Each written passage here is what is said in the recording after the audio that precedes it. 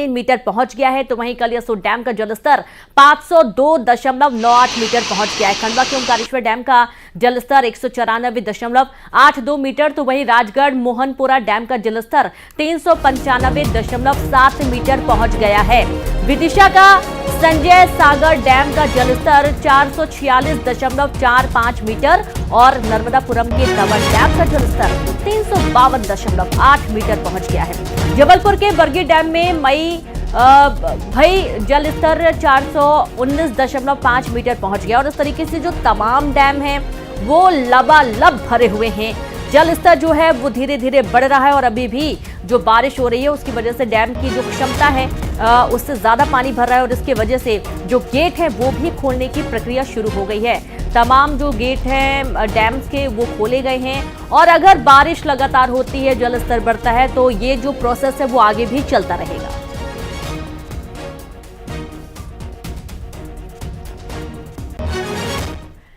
तो वहीं भोपाल के भदभदा डैम के गेट खोल दिए गए हैं। लगातार हो रही बारिश के चलते डैम का जलस्तर बढ़ने के कारण डैम के गेट खोले गए हैं। गेट खोलने से पहले महापौर मालती राय ने पूजा अर्चना की और उसके बाद भदभदा डैम के गेट खोल दिए गए। गेट खोलने के बाद लोग भी भदभदा डैम को देखने पहुंच रहे हैं और ऐसे में सुरक्षा के लिहाज से पुलिस भी तैनात कर दी गई।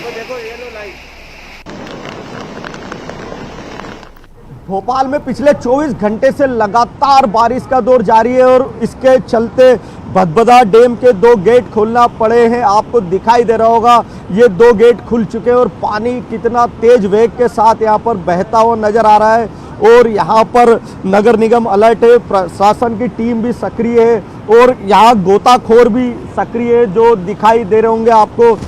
जो गोताखोर की टीम आज डैम के गेट खोल दिए गए। क्या नाम है आपका? फैजुल्ला नाम है मेरा। नगर निगम से गोताखोर का कार्य करता हूँ। यहाँ पर लोगों की सुरक्षा की दृष्टि से यहाँ पर गोताखोरों को तैनात किया गया है। कोलास नदी से पानी की आवक ज़्यादा होने के कारण शटर खोले गए हैं यहाँ पर भदभदा डैम के 2 और इसी तरह जो है पानी के लेवल की एंट्री को बढ़ते हुए देखकर कलियासोत के भी 4 शटर खोले गए हैं। वहाँ पर भी गोताखोर तैनात हैं। अच्छा, लगातार यहाँ पर आप लोग सभी टीम लगी हुई है, सक्रिय हैं और जनता को बचाने के लिए कि कोई भी यहाँ किसी को आने जाना नहीं दिया जा रहा है यहाँ पर? नहीं, सबको रोक के कोई भी पब्लिक यहाँ पर नहीं आने दे किसी को नहीं आने दे रहा। अभी 2 गेट खुले और भी कुछ गेट खुलने की संभावना है? इस चीज़ की जानकारी अभी है नहीं, बाकी हो सकता खुल जाए। तो देखिए यहाँ पर लगातार पानी का वेग बढ़ता रहा। कोलांस नदी में जिस तरह उफान है उसके बाद भदभदा के 2 गेट खोलना पड़े हैं और आगे और भी गेट खोले जा सकते हैं। गोताखोर यहाँ पर सक्रिय हैं ताकि कोई भी जनता के लोग यहाँ पर आ नहीं सके। सबकी आवाजाही पर रोक लगा दी गई है। कैमरामैन दीपक के साथ शैलेंद्र चौहान, न्यूज़ 18 भोपाल। और खबर भोपाल से है जहां पर भदभदा डैम के गेट खोल दिए गए हैं। महापौर मालती राय ने पूजा कर गेट खोले। जलस्तर बढ़ने के कारण खोले गए गेट भदभदा डैम के पास बढ़ाई गई सुरक्षा और डैम देखने के लिए लोग भी पहुंच रहे हैं। नर्मदापुरम में तवा डैम का जलस्तर बढ़ने के चलते उसके 5 गेट खोल दिए गए हैं और इन गेट को 5 फीट की ऊंचाई तक खोला गया है। फिलहाल डैम से 40.415 क्यूसेक पानी छोड़ा जा रहा है और उसके साथ ही तवा नदी से सटे गांव में अलर्ट भी जारी कर दिया गया है।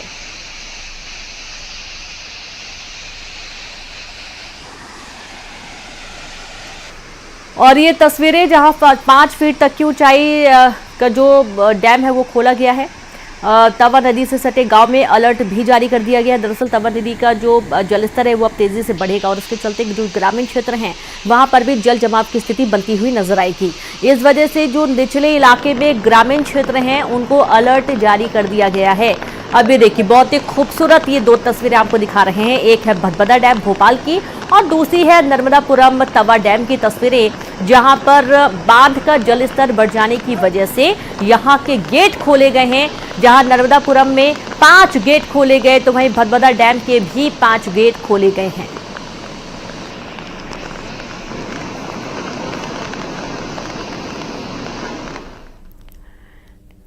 केदारनाथ यात्रा में फंसे हुए शिवपुरी के बदरवास के यात्रियों से ज्योतिरादित्य सिंधिया ने फोन पर बात की। बातचीत के दौरान उन्होंने कहा कि मैं आपके साथ हूं, आप चिंता मत करिए, मैं आप सभी को सुरक्षित घर वापस लाऊंगा।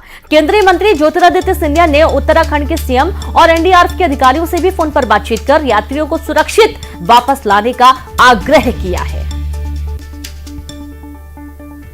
तो देखिए जो मध्य प्रदेश के निवासी फंसे हुए हैं उन लोगों से बातचीत की गई, उनको ये भरोसा दिलाया है ज्योतिरादित्य सिंधिया ने कि वो सुरक्षित उन्हें वापस लाएंगे, और उसके चलते उन्होंने उत्तराखंड के जो सीएम है उनसे भी बात की है, अधिकारियों से बातचीत की। बदरवास के यात्री हैं जो कि उत्तराखंड में फंस गए हैं, केदारनाथ धाम पहुंचे हुए थे, और इसी दौरान जिस तरीके से लगातार बारिश हुई, लैंडस्लाइड हुआ और भूस्खलन जैसी खबरों के बीच में बड़ी संख्या में यात्री फंसे, जिनमें से कुछ मध्य प्रदेश के यात्री भी शामिल हैं, जिन्हें वहां से सुरक्षित वापस लाने का दावा और भरोसा दिलाते हुए ज्योतिरादित्य सिंधिया ने पीड़ितों से बातचीत की है।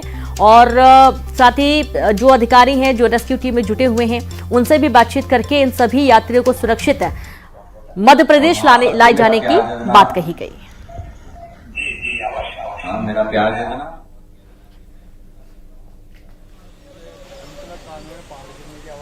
इस पानी में ये सारा पुल टूट गया है, और ये देखो ये रास्ता उधर।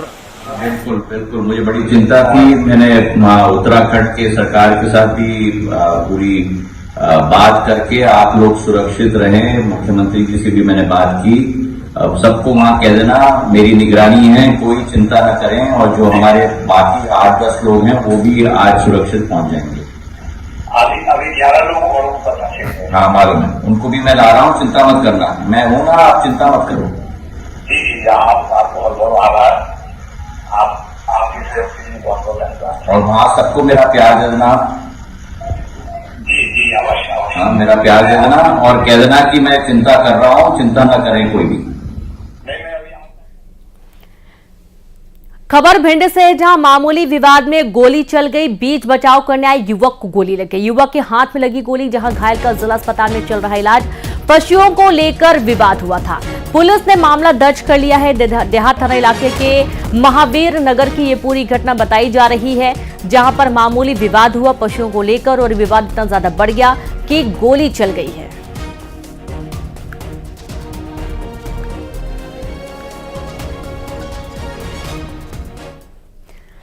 हाईकोर्ट के आदेश पर कागजों में संचालित नर्सिंग कॉलेजों की जांच कर रही सीबीआई की 4 टीमें मुरैना पहुंची, और इस दौरान इन टीमों ने जिले भर के 8 से अधिक नर्सिंग कॉलेजों के सेटअप, बिल्डिंग और अन्य दस्तावेज खंगाले। सीबीआई की टीमों ने PN school of nursing college Ganj Rampur में स्थित जय मां वैष्णो देवी नर्सिंग कॉलेज सहित 7 से 8 कॉलेजों में पहुंचकर जांच पड़ताल की। जांच के दौरान पीएन नर्सिंग कॉलेज में 1 हॉल और 2 रूम मिले। जय मां वैष्णो कॉलेज में भी ऐसे ही हालात यहां पर बनते हुए नजर आए हैं।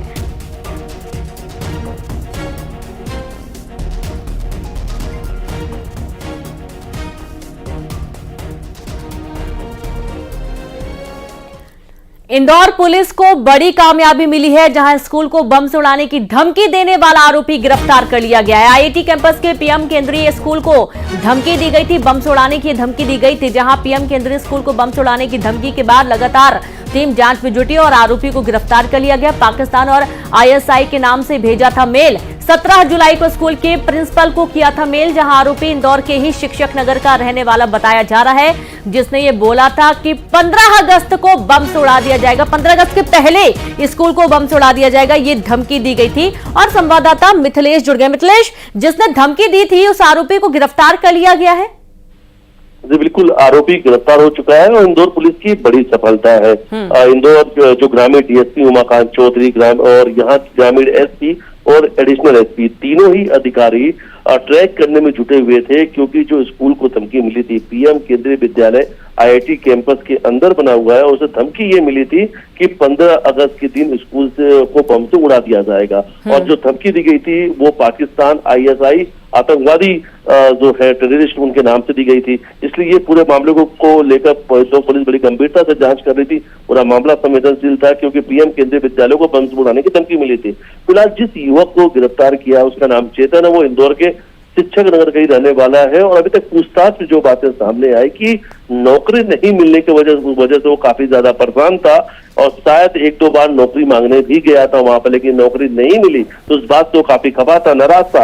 इसीलिए उसने स्कूल प्रबंधन को परेशान करने के लिए बम उड़ाने की धमकी दे दी कि स्कूल प्रबंधन परेशान होता रहे। हालांकि जिस आईपी एड्रेस से मेल को किया गया था उसको ट्रैक कर लिया इंदौर पुलिस ने। इंदौर पुलिस की आखिरकार बड़ी सफलता है, क्योंकि देखिए इसके पहले की अगर बात की जाए तो दिल्ली और तमाम अलग अलग देश के बड़े शहरों को एयर एयरपोर्ट, स्कूल को उड़ाने की धमकी मिली थी, हॉस्पिटल्स को बम उड़ाने की धमकी मिली थी। तो अलग अलग मामले में इन्वेस्टिगेशन चल रही थी, लेकिन इस बीच इंदौर के जब पीएम केंद्रीय विद्यालय उसको बम उड़ाने की धमकी दी गई, उसके बाद से गंभीरता से जांच चल रही थी। आरोपी गिरफ्तार हो चुका है। बहुत ही गंभीर ये पूरा मसला था, इसमें एक्शन लेना बहुत ही जरूरी था। बहुत शुक्रिया आपका जानकारी के लिए मिथिलेश। बुरहानपुर से खबर है, जहां ऐतिहासिक इमारतों पर हाईकोर्ट का बड़ा एक्शन। बड़ा फैसला है। शाहजहां की बहू समेत 3 मकबरे पर फैसला आया है। शाहजहां की बहू के मकबरे पर वक्फ का अधिकार नहीं। हाईकोर्ट ने कहा बीवी की मस्जिद और फारूकी मकबरे पर भी अधिकार नहीं। आर्कियोलॉजी ऑफ इंडिया को जबलपुर हाईकोर्ट ने अधिकार सौंपा है। एएसआई का 3 इमारतों पर अधिकार जबलपुर हाईकोर्ट ने यह स्पष्ट किया है।